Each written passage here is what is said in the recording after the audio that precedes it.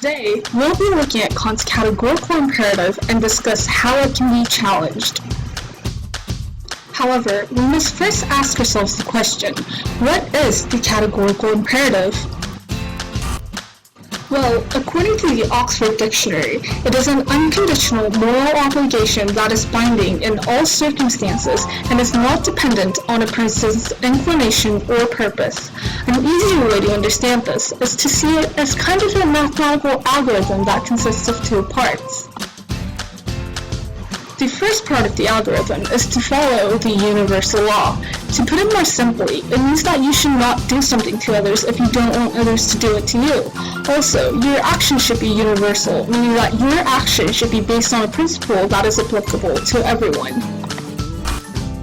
For instance, you may be perfectly fine with cutting in front of the line to get your lunch faster.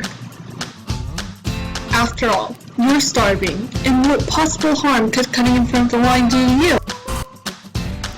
But according to Kant, you must ask yourself the question, would I be okay with it if other people were to cut in front of me?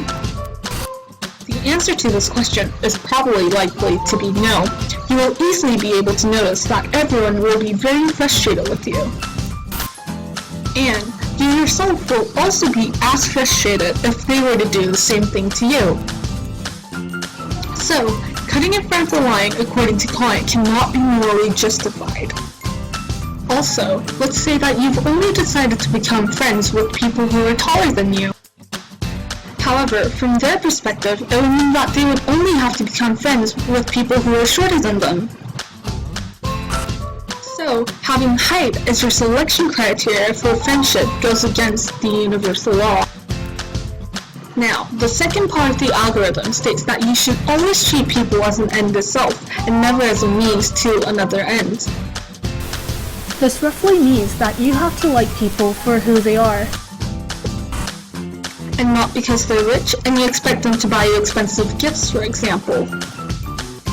So, according to the categorical imperative, your action can only be considered moral when you have followed the two golden rules. However, the point that I'd like to focus on is that the categorical imperative does not take into account the importance of bearing responsibility. Let's say, for instance, that the government has decided to tax the rich to improve the living standards for the poor and to lessen inequality. But then it turned out that the rich, for instance the business owners, could no longer afford to hire as much workers as they previously had, and they eventually had to fire some of its workers who happened to be from the lower class families. And having them fired, the people at the bottom of the income class have found themselves worse off than ever before. So, the government's plan to tax the rich to improve the living standards of the poor has turned out to be a failure. Yet, the government's decision to implement a progressive taxation seems to be moral according to the categorical imperative.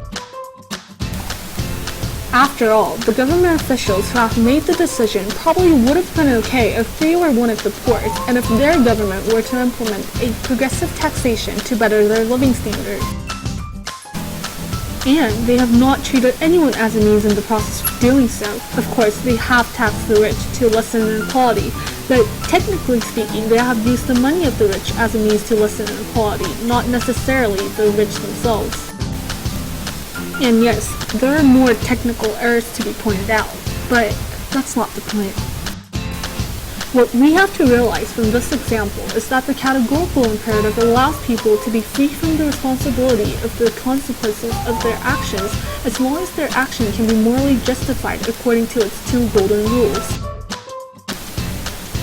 So this leads to an ironic situation in which people use the categorical imperative to feel less guilty of the result of their actions when the imperative itself explicitly states not to treat anyone as a means to an end.